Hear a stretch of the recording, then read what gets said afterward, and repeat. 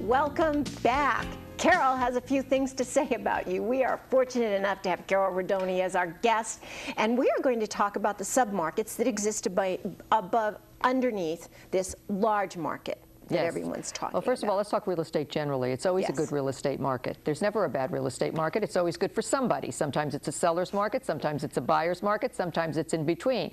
So the key is, where are you positioned, and where you're positioned, how well do you play the market? So we know 2006 is a market in transition, and I think it's just the beginning of that, and I think it's probably going to last through probably 2008.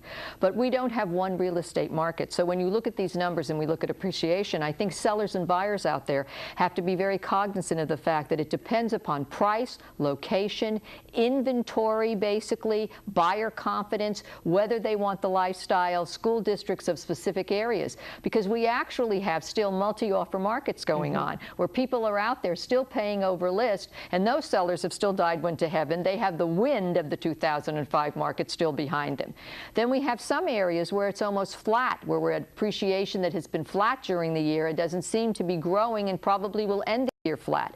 And then we have some areas now that are beginning to decline in value. And here's the way star real estate markets work. See, we have these bursts of appreciation when we'll go up 20 or 30% all of a sudden over a 3 or 4 year period. And of course we've had some downtimes too, but the downtimes range from about 5 to maybe up to 18, even 20%. So the key for sellers and for buyers isn't just, is this the right time? Is it a bubbling market? Gee, the market's going out, it's going in, it's coming up. No, it's not.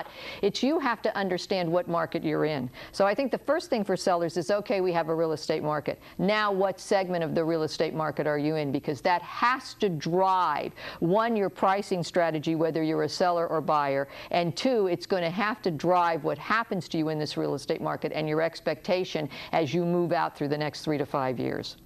And Carole, you have an actual example, mid-year. Belmont up 2%, Half Moon Bay down 1.3, Burlingame up 24. Yes. Okay, Montera up 23, Menlo Park down 18. Yes.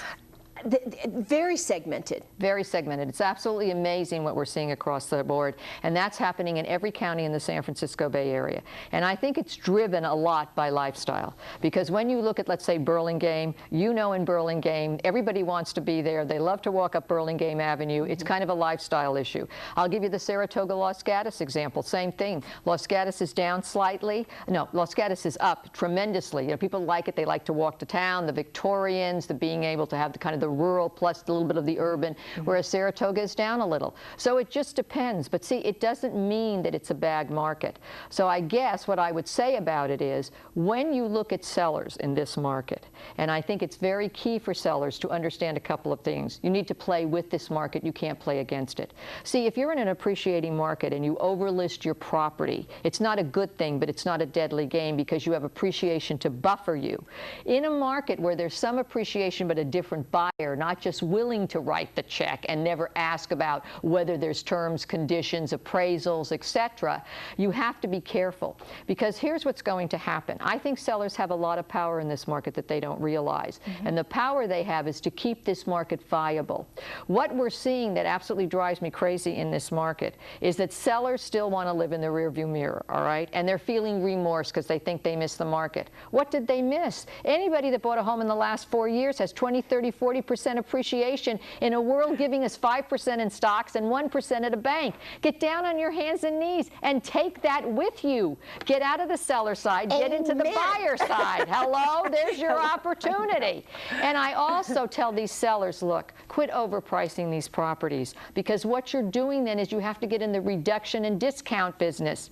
And they're letting these properties sit. We're going to try it at this price. This is the new thing they tell you now. So they let it sit for 30 or 40 days. It's sitting for 30, 40 days because it's overpriced. By the 30 or 40th day, when you want to reduce it, you're just chasing the market because it's already adjusted again. You can't do that in a market like this. In a market like this, what I tell sellers is, look, let the agent give you a range. Be aggressive in that range. Get in the bottom 50%. If you're in a multi-offer market, you'll get more buyers. It'll drive that price up for you. If you're in a flat part of the market, you're like on a seesaw. It could go either way. It's probably probably not going to go up a lot this year, and it may go down. So you better basically price your house so it stands out from the crowd and you get it sold. And if you're in a declining market, Mr. Seller, you need to be aggressive so that the buyer is attracted to the property. So I think aggressive pricing, all right, market adjusting, quit this discounting and reduction business, because it only convinces buyers that they should hesitate, hold back, and wait, because you're going to keep discounting your property. Now, how far do we discount before you get into the value you've accumulated that you're not going to get back? The other thing sellers say is they'll wait for the 2007 and 8 market. Yeah, well, it's going to be the same as the 2006. So if you're waiting, exhale. Don't hold your breath. Exactly.